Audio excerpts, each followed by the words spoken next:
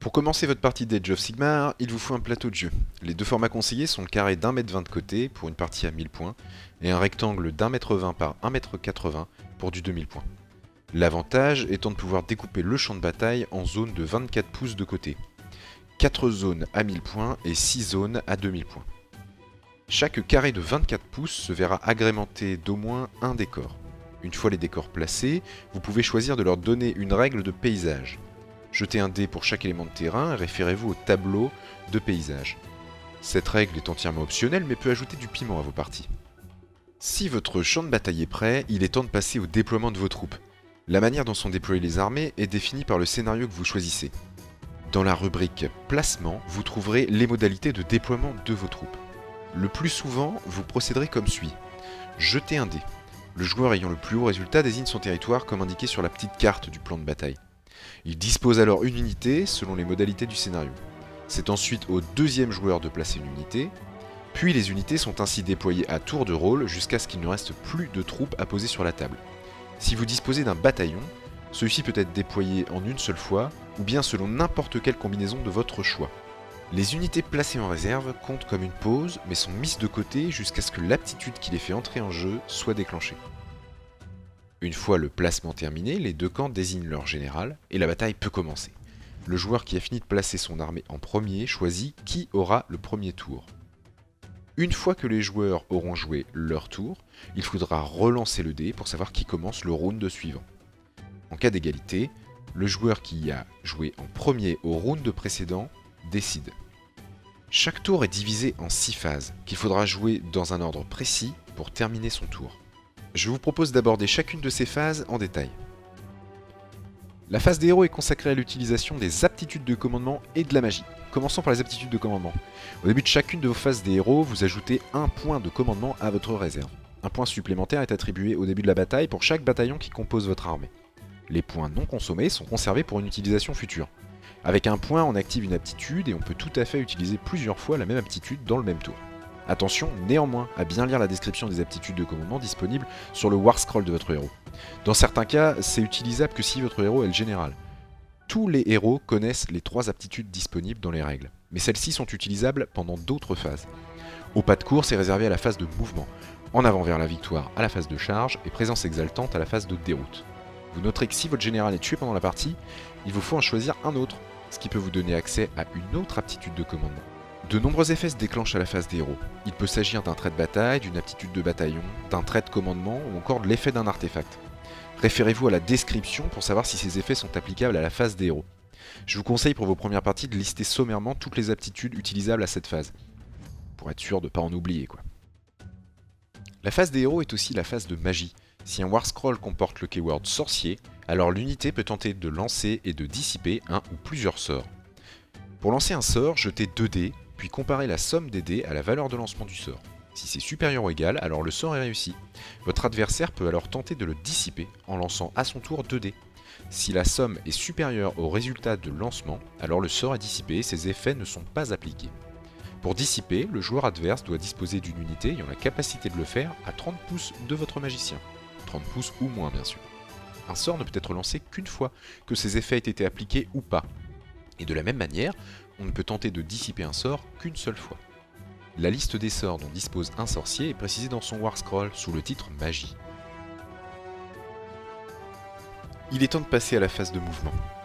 La caractéristique de mouvement indique la distance maximale en pouces qu'un socle peut parcourir lors d'un mouvement normal. Ce mouvement ne peut pas lui permettre de passer par-dessus une autre figurine, mais autorise l'escalade d'un décor. Dans ce cas, il faut compter la distance en hauteur dans la distance maximale à parcourir. Un mouvement normal ne peut pas non plus permettre à une figurine de se positionner à moins de 3 pouces d'un socle adverse. Nous appellerons ça zone de conflit par la suite.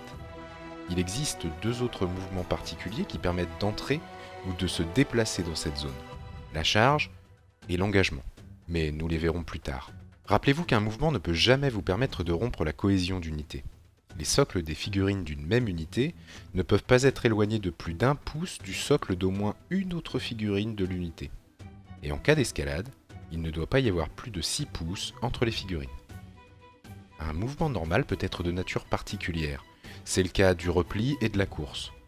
Le repli implique qu'une unité est engagée au corps à corps et souhaite s'en extraire, ou que son mouvement normal nécessite de passer dans la zone de conflit d'une unité ennemie.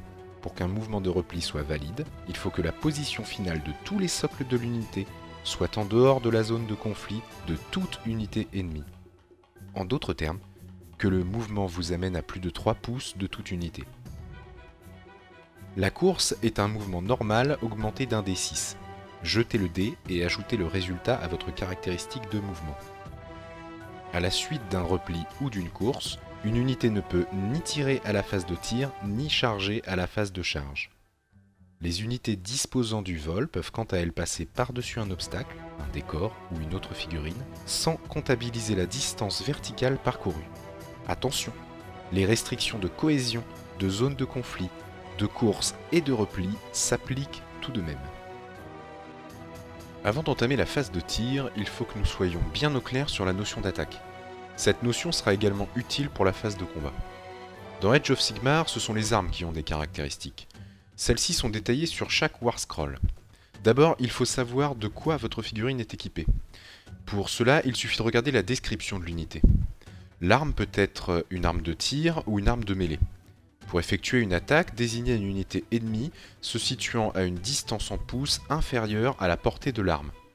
Celle-ci doit être visible. On utilise ensuite les colonnes dans leur ordre d'apparition. Munissez-vous d'autant de dés que d'attaques, lancez-les. Mettez de côté ceux qui ne répondent pas aux critères de la colonne To Hit ou Toucher, le dé devant faire le résultat ou un résultat supérieur à la valeur. Les dés restants doivent être relancés et de la même manière correspondre aux critères de la colonne To Wound, ou blessé. Les dés restants sont maintenant confiés à votre adversaire qui va tenter de sauvegarder, c'est-à-dire d'encaisser l'attaque avec son armure. Il lance les dés, effectue d'éventuelles relances, comme les 1 dans le cas d'un bouclier mystique, puis applique le modificateur de perforation de la 5e colonne appelé Rend ou Perf. Chaque dé donnant un résultat strictement inférieur à la valeur de sauvegarde de l'unité victime de l'attaque inflige les dégâts de l'arme qui sont précisés dans la 6e et dernière colonne. On passe ensuite à l'allocation des blessures. Le joueur contrôlant l'unité qui vient d'être attaquée doit alors allouer les blessures aux figurines de l'unité en respectant 2 règles. D'abord, si une règle permet d'éviter qu'une blessure soit allouée, alors on doit lancer autant de dés qu'il y a de blessures, c'est-à-dire de dommages de l'arme, et non pas autant d'attaques qui blessent comme pour une sauvegarde classique. Seconde règle, lorsqu'on commence à allouer des blessures à une figurine, on doit continuer jusqu'à ce que celle-ci soit morte, c'est-à-dire que sa caractéristique Wound ou blessure soit réduite à 0, ou jusqu'à ce que toutes les blessures aient été allouées. Pour le cas particulier des blessures mortelles, vous devez directement passer à l'étape d'allocation des blessures. La phase de tir est l'occasion d'utiliser vos Missile Weapons ou armes à projectiles. Vous pouvez faire attaquer à distance les figurines de vos unités avec toutes les armes dont elles sont équipées en suivant les consignes précédemment développées dans la section Attaque. Il existe 2 règles particulières à la phase de tir néanmoins. D'abord, si votre unité de tireur est engagée au corps à corps, c'est-à-dire qu'une unité ennemie est dans sa zone de conflit, alors vous ne pouvez tirer que sur une unité qui est également dans la zone de conflit de votre tireur. Ensuite, si vous ciblez un héros ennemi, vous devrez soustraire 1 à vos jets de touche s'il est à 3 pouces ou moins d'une unité ennemie de 3 figurines ou plus. Cette règle ne s'applique pas si le héros en question est un monstre. Vous noterez au passage que la règle Attention Messire devrait réveiller des souvenirs pour les joueurs de Warhammer Fantasy Battle. La 4e phase est la phase de charge. Pour qu'une unité tente de charger, elle doit être à 12 pouces ou moins d'une unité ennemie, et ne pas être déjà au corps à corps. Le mouvement de charge n'est pas fixe, il dépend de la somme d'un jet de 2d6. Pour qu'une charge réussisse, il faut que la première figurine déplacée du résultat du jet termine son mouvement de charge à 1 demi-pouce ou moins d'une figurine ennemie. Si c'est le cas, alors les autres figurines peuvent à leur tour être déplacées du résultat du jet, mais sans être obligées d'être au contact avec l'unité ennemie. Si ce n'est pas le cas, alors la charge échoue et aucune figurine n'effectue de mouvement de charge. Il n'est pas nécessaire de désigner une cible avant de lancer les dés, et le mouvement de charge n'est pas obligé de se faire en ligne droite. Vous pouvez ensuite choisir une autre de vos unités qui est à 12 pouces ou moins de l'ennemi, et relancez les dés pour faire un nouveau mouvement de charge. La phase de combat est l'occasion de faire usage de vos armes de mêlée. Pour cela, il vous faut avoir une unité en capacité de le faire, c'est-à-dire soit dans la zone de conflit, et donc à moins de 3 pouces d'une unité ennemie, soit en ayant réussi une charge. A votre tour, choisissez une unité qui est engagée au corps à corps et procédez au mouvement d'engagement. Il s'agit du seul mouvement particulier possible dans la zone de conflit d'une unité ennemie.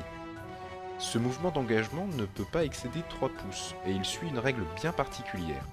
À la fin de votre mouvement d'engagement, chacune de vos figurines doit être au moins aussi proche de la figurine ennemie qui était la plus proche au début de l'engagement. En d'autres termes, avant de déplacer vos figurines en engagement, mesurez la distance de votre figurine avec celle de votre adversaire qui est la plus proche, puis bougez votre figurine et vérifiez qu'elle est bien toujours au moins à la même distance qu'avant. Une fois que vous aurez effectué ce mouvement, vous pourrez attaquer avec les armes dont sont équipées vos figurines. Reportez-vous à la notion d'attaque vue précédemment. À chaque phase de combat, vous et votre adversaire devez à tour de rôle répéter l'opération jusqu'à ce que toute unité en capacité de le faire est combattue. Il faut donc bien choisir par quelle unité on va commencer le combat, puisqu'immédiatement après, ce sera à votre adversaire d'en faire autant. Il est temps de compter les morts et de regarder si vos unités résistent psychologiquement à la perte de leurs compagnons. C'est la phase de déroute. Le joueur dont c'est le tour doit effectuer un jet de déroute pour chaque unité ayant subi au moins une perte pendant l'intégralité du tour. Choisissez une unité dans ce cas et jetez un dé. Ajoutez au jet le nombre de figurines retirées dans l'unité. Si le résultat est supérieur à la caractéristique de bravoure, alors il y a autant de figurines de l'unité qui fuient que de points d'écart entre le résultat du jet et la bravoure de l'unité. C'est le joueur qui contrôle l'unité qui doit retirer ses pertes. Pensez bien à ajouter un point de bravoure par tranche de 10 figurines que compte l'unité. Une fois que le joueur du tour actif a procédé comme suit pour toutes les unités devant le faire, c'est au tour de son adversaire d'en faire autant. C'est également pendant la phase de déroute qu'il faut vérifier si une unité respecte encore son principe de cohésion, celle vue dans la phase de mouvement. Le joueur contrôlant une unité qui ne respecte plus sa cohésion doit retirer des figurines jusqu'à ce que la cohésion soit retrouvée. Pour clore cette revue des règles, je vous propose de finir sur quelques conseils. Le premier est de vous tenir informé. Games vient d'opter pour une politique du temps court.